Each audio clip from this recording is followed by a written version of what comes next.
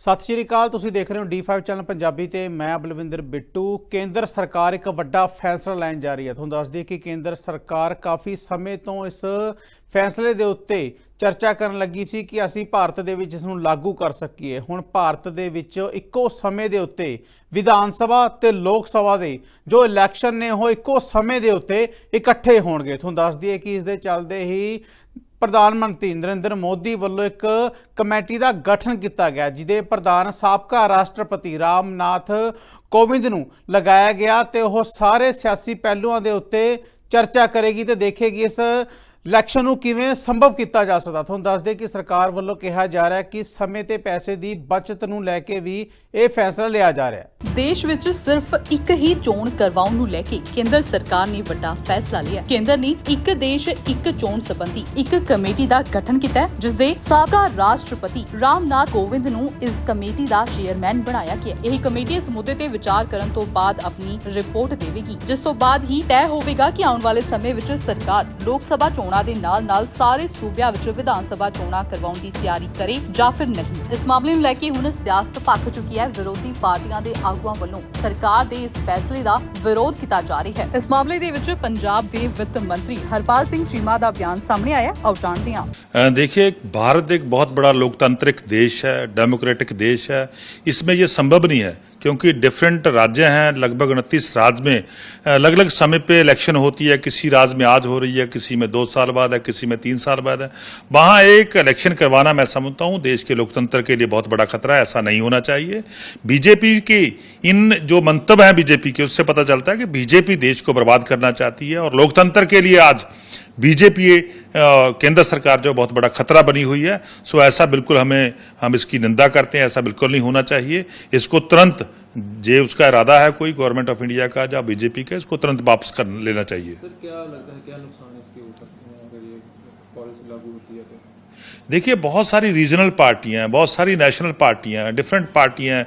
किसी पार्टी का आधार किस स्टेट में है तो जो लैंग्वेज बेस पे या किसी और एरिया बेस पे जो पार्टी बनी हुई है उनके लिए बहुत बड़ा नुकसान होगा। कहीं जोग्राफिकली जब बात करते हैं, जो हिमाचल की बात करते हैं, जम्मू कश्मीर की बात करते हैं, असम की बात करते हैं, वहाँ जोग्राफिकली वहाँ बहुत इम्पॉसिबल होगा कि एक समय इलेक्शन हो। सो मेरा मानना है कि बिल्कुल जो सिस्टम अब चल रहा है इसको ही चलने देना चाहिए और इसमें कोई भी जो पेनिट्रेशन है बीजेपी की तरफ से वो समझता हूँ बहुत ही घातक देश के लिए सिद्ध होगी। सर, इंडियन जो अलायंस है उसकी दोबारा मीटिंग हुई है, उसके बारे में क्या कहना चाहेंगे? कितनी पॉजिटिव रही है और आम आदमी पार्टी को क्या लग रहा है कि कितनी ये आगे चल के सफल होगी? इंडिया अलायंस की मीटिंग लगातार जारी है। बहुत सारी नई पार्टियां जो हैं उसको ज्वाइन कर रही हैं। मैं देख रहा था आज कि बहुत सारी पार्टियां जो सेंटर के खिलाफ हैं वो लगातार अपने आप जो है उस अलायंस में ज्वाइन कर रही है। जो बहुत अच्छा संकेत है। मैं समझता हूँ आज देश को बचाने की जरूरत है।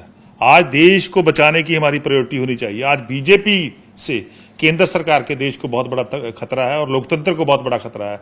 जैसे मोदी साहब की पॉलिसियां हैं, जैसे बीजेपी की पॉलिसियां हैं, वो देश को खत्म करने वाली हैं। देश की बहुत सारी इंस्टीट्यूशंस, बहुत सारी संस्थाएं जो है उनके लिए बहुत बड़ा एक खतरा जो है वो बीजेपी बनी हुई है। सो मैं समझता हूँ बीजेपी को देश से बाहर करना है। सत्ता का प्रवर्तन जो है इस बार होके रहेगा। सो इसके लिए इंडिया अलायंस जो है बड़े अच्छे तरीके से काम कर रहे हैं। सभी एकजुट हैं और छोटे मोटे जितने भी मनमुटाव होते हैं उनको मैं समझता हूँ दूर करके बड़े स्तर पे देश को बचाने के लिए हम सभी लोगों को एकजुट होना पड़ेगा। ਉੱਥੇ ਹੀ ਬੀਜੇਪੀ ਆਗੂ ਹਰਜੀਤ ਸਿੰਘ ਗਰੇਵਾਲ ਦਾ ਇਸ ਮਾਮਲੇ 'ਚ ਕਹਿਣਾ ਹੈ ਕਿ ਸਰਕਾਰ ਦਾ ਇਹ ਇੱਕ ਵਧੀਆ ਕਦਮ ਹੈ ਅਤੇ ਸਾਰਿਆਂ ਨੂੰ ਇਸ ਦਾ ਸਮਰਥਨ ਕਰਨਾ ਚਾਹੀਦਾ ਹੈ। ਨਾਲ ਹੀ ਉਹਨਾਂ ਕਿਹਾ ਹੈ ਕਿ ਵਿਰੋਧੀਆਂ ਦਾ ਤਾਂ ਕੰਮ ਹੀ ਵਿਰੋਧ ਕਰਨਾ ਹੁੰਦਾ ਹੈ। ਸਾਡੇ ਨਾਲ ਜੁੜ ਚੁੱਕੇ ਨੇ ਬੀਜੇਪੀ ਦੇ ਆਗੂ ਹਰਜੀਤ ਗਰੇਵਾਲ ਜੀ। ਸਰ, ਤੁਹਾਨੂੰ ਪੁੱਛਣਾ ਚਾਹਾਂਗੇ ਕਿ ਪੀਐਮ ਸਾਹਿਬ ਮੋਦੀ ਸਾਹਿਬ ਨੇ ਇੱਕ ਕਮੇਟੀ ਦਾ ਗਠਨ ਕੀਤਾ ਜਿਸ ਵਿੱਚ ਉਹਨਾਂ ਨੇ ਕਿਹਾ ਹੈ ਕਿ ਭਾਰਤ ਦੇਸ਼ ਵਿੱਚ ਇੱਕੋ ਹੀ ਸਮੇਂ ਤੇ ਇਲੈਕਸ਼ਨ ਕਰਵਾਉਣ ਦਾ, ਲਾਈਕ ਜਿਵੇਂ ਲੋਕ ਸਭਾ ਇਲੈਕਸ਼ਨ ਤੇ ਵਿਧਾਨ ਸਭਾ ਇਲੈਕਸ਼ਨ ਇੱਕੋ ਸਮੇਂ ਤੇ ਹੋਵੇ, ਤੇ ਇਸ ਤੇ ਤੁਹਾਡਾ ਕੀ ਕਹਿਣਾ ਹੈ?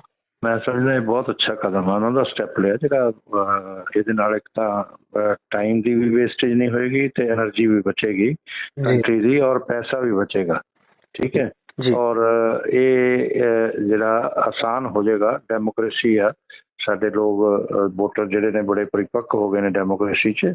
ਤੇ ਇਹ ਇਸ ਤਰ੍ਹਾਂ ਜੇ ਇਹ ਲਾਗੂ ਹੋ ਜਾਂਦਾ ਤਾਂ ਇਹ ਕਮੇਟੀ ਬਣਾਈ ਹੈ ਰਾਮਨਾਥ ਕੋਵਿੰਦ ਜੀ ਜਿਹੜੇ ਸਾਡੇ ਮਹਾਮਹਿਮ ਰਾਸ਼ਟਰਪਤੀ ਰਹੇ ਨੇ, ਤੇ ਉਹਨਾਂ ਦੀ ਅਧਿਕਸ਼ਤਾ 'ਚ ਬਣਾਈ ਹੈ ਕਿਉਂਕਿ ਰਾਸ਼ਟਰਪਤੀ ਕਿਸੇ ਪੋਲੀਟੀਕਲ ਪਾਰਟੀ ਦੇ ਨਹੀਂ ਹੁੰਦੇ। ਉਹ ਕੰਟਰੀ ਦੇ ਇੰਟਰਸਟ ਲਈ ਸੋਚਦੇ ਆ ਤੇ ਉਹ ਸਾਰਿਆਂ ਨਾਲ ਸਲਾਹ ਮਸ਼ਵਰਾ ਕਰਕੇ ਸਾਰੀਆਂ ਪੋਲੀਟੀਕਲ ਪਾਰਟੀਆਂ ਦੇ ਪ੍ਰਮੁੱਖਾਂ ਨਾਲ ਰਾਏ ਲੈ ਕੇ ਤੇ ਇਸ ਦੇ ਬਾਰੇ 'ਚ ਸਲਾਹ ਮਸ਼ਵਰਾ ਸਰਕਾਰ ਨੂੰ ਦੇਣਾ ਉਹਨਾਂ ਨੇ ਤੇ ਉਹ ਜੋ ਸਲਾਹ ਹੋਏਗੀ, ਜੋ ਸਾਰਿਆਂ ਦੀ ਰਾਏ ਹੋਏਗੀ ਉਸ ਮੁਤਾਬਕ ਹੋਏਗਾ। ਕਿਉਂਕਿ ਬਾਕੀ ਲੋਕ ਵੀ ਜਿਹੜੇ ਆ ਉਹ ਜੇ ਸਰਕਾਰ ਬਿੱਲ ਰੱਖ ਦਿੰਦੀ ਹੈ ਲਿਆ ਕੇ ਤਾਂ ਕੁਝ ਲੋਕਾਂ ਨੇ ਤਾਂ ਵਿਰੋਧ ਦੇ ਲਈ ਵਿਰੋਧ ਕਰਨਾ, ਇਸ ਲਈ ਨਹੀਂ ਕਿ ਉਹ ਕੰਮ ਠੀਕ ਨਹੀਂ ਹੈ। ਤੇ ਉਹ ਇਹਨਾਂ ਨੂੰ ਮੈਂ ਸਮਝਦਾ ਕਿ ਇਸ ਵੇਲੇ ਇਹ ਇੱਕ ਅੱਛਾ ਕਦਮ ਆ ਜੇ ਸਾਰੇ ਇਹਦੇ 'ਚ ਸਪੋਰਟ ਕਰਨ, ਇਹਨੂੰ ਸਮਰਥਨ ਕਰਨਾ ਚਾਹੀਦਾ। ਔਰ ਜੇ ਕੋਈ ਉਹਦੇ 'ਚ ਸੁਧਾਰ ਕਰਨ ਦੀ ਜ਼ਰੂਰਤ ਆ ਉਹ ਕਰਨੇ ਚਾਹੀਦੇ ਆ ਔਰ ਉਹਦੇ 'ਚ ਆਪਣੀ ਰਾਏ ਦੇਣੀ ਚਾਹੀਦੀ ਹੈ ਸਭ ਨੂੰ। ਕੰਮ ਤਾਂ ਇਹ ਅੱਛਾ ਹੈਗਾ, ਕੋਈ ਬੁਰਾ ਨਹੀਂ ਹੈ ਜੀ। ਠੀਕ ਹੈ ਹਾਂਜੀ। ਤੇ ਸਰ ਉੱਥੇ ਦੂਸਰੇ ਪਾਸੇ ਵਿਰੋਧੀ ਧਿਰ ਦਾ ਕਹਿਣਾ ਹੈ ਕਿ ਸਰਕਾਰ ਜਿਹੜਾ ਕਦਮ ਚੁੱਕ ਰਹੀ ਹੈ ਬੋਖਲਾਹਟ 'ਚ ਚੁੱਕ ਰਹੀ ਹੈ ਕਿ ਉਹ ਸੁਣ ਰਹੀ ਹੈ, ਉਹਨੂੰ ਦੇਖ ਰਹੀ ਹੈ ਕਿ ਬਈ ਗੱਠਜੋੜ ਹੋ ਗਏ ਤਾਂ ਉਸ ਨੂੰ ਦੇਖਦੇ ਹੋਏ ਕਿ ਇਹ ਕਦਮ ਚੁੱਕਿਆ ਬੋਖਲਾਹਟ 'ਚ ਲਿੱਤਾ ਹੈ PM ਸਾਹਿਬ ਨੇ। ਉਹਨਾਂ ਨੇ ਤਾਂ ਵਿਰੋਧ ਦੇ ਲਈ ਵਿਰੋਧ ਕਰਨਾ ਜੀ। ਪਹਿਲਾਂ ਹੀ ਗੱਲਾਂ ਤੁਸੀਂ ਆਪਣੇ ਸੁਝਾਅ ਦਿਓ, ਆਪਣੀ ਰਾਏ ਦੱਸੋ। ਜੇ ਤੁਸੀਂ ਆਪਣੀ ਰਾਏ ਨਹੀਂ ਦੱਸ ਸਕਦੇ, ਤੁਹਾਨੂੰ ਪਤਾ ਹੀ ਨਹੀਂ ਕਿਸ ਚੀਜ਼ ਦਾ ਕੁਛ ਤੇ ਪਹਿਲਾਂ ਹੀ ਬੋਲੀ ਜਾਣਾ, ਅਜੇ ਤਾਂ ਉਹਦਾ ਕੁਛ ਵੀ ਨਹੀਂ ਬਣਿਆ ਤੇ ਕੋਈ ਫੈਸਲਾ ਨਹੀਂ ਹੋਇਆ। ਇਹ ਤਾਂ ਇਸ ਕਮੇਟੀ ਨੇ ਸੁਝਾਅ ਦੇਣੇ ਨੇ, ਇਹਨਾਂ ਨੇ ਸੁਝਾਅ ਲੈ ਕੇ ਦੇਣੇ ਨੇ, ਉੱਥੇ ਜਾ ਕੇ ਸੁਝਾਅ ਦੇਣ ਤੇ ਬਖਲਾਸ ਚ ਹੋ ਰਿਹਾ ਪਤਾ ਲੱਗ ਜਾਏਗਾ ਕਿੰਨੀ ਸਦਬੁੱਧੀ ਹੈ ਉਹਨਾਂ ਨੂੰ। ਠੀਕ ਹੈ ਨਾ, ਇਹ ਗੱਲਾਂ ਠੀਕ ਨਹੀਂ ਹੁੰਦੀਆਂ ਇਸ ਤਰ੍ਹਾਂ ਕਰਨਾ, ਇਹਦੇ ਨਾਲ ਕੰਟਰੀ ਨਹੀਂ ਅੱਗੇ ਜਾ ਸਕਦਾ। ਅਪੋਜੀਸ਼ਨ ਦਾ ਵੀ ਸਾਰਥਕ ਰੋਲ ਹੁੰਦਾ ਤੇ ਕੋਈ ਹਮੇਸ਼ਾ ਹੀ ਵਿਰੋਧ ਦੇ ਲਈ ਵਿਰੋਧ ਨਹੀਂ ਕਰਨਾ ਹੁੰਦਾ।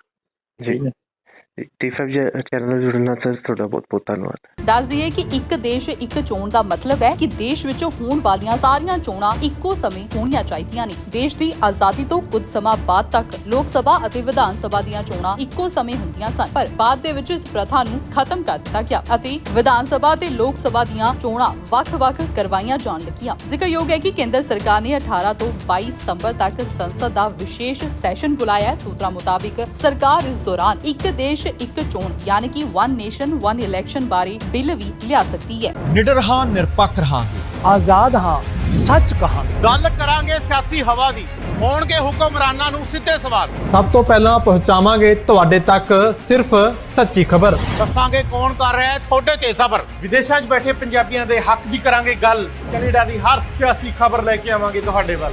ਉਭਰਾਂਗੇ ਪੰਜਾਬ ਦੀ ਆਵਾਜ਼ ਬਣ ਕੇ। ਹੋਣਗੇ ਹਰ ਪਹਿਲੂ ਤੇ ਰੋਜ਼ ਚਰਚੇ। ਖੋਲਾਂਗੇ ਅੰਦਰੂਨੀ ਰਾਜ, ਬਣਾਂਗੇ ਬੁਲੰਦ ਆਵਾਜ਼। ਖੇਡ, ਸਿੱਖਿਆ, ਸਿਹਤ, ਖੇਤੀ ਦੀ ਬਾਤ ਪਾਵਾਂਗੇ। ਹਰ ਪਿੰਡ, ਹਰ ਸ਼ਹਿਰ ਜਾਵਾਂਗੇ। ਮਨੋਰੰਜਨ ਨਾਲ ਜੁੜੇ ਕਲਾਕਾਰਾਂ ਨਾਲ ਕਰਵਾਵਾਂਗੇ ਮੁਲਾਕਾਤ। ਸੰਘਰਸ਼ਾਂ ਵਾਲੀ ਜ਼ਿੰਦਗੀ ਤੇ ਮਾਰਾਂਗੇ ਝਾਤ। ਕੀ ਨੇ ਸਾਡੇ ਕਾਨੂੰਨ, ਫਰਜ਼ ਤੇ ਅਧਿਕਾਰ? ਕੀ ਕਰਦੀ ਹੈ ਸਾਡੀ ਸਰਕਾਰ? ਕੀ ਹੈ ਤੁਹਾਡੀ ਮੁਸ਼ਕਲ ਦਾ ਹੱਲ?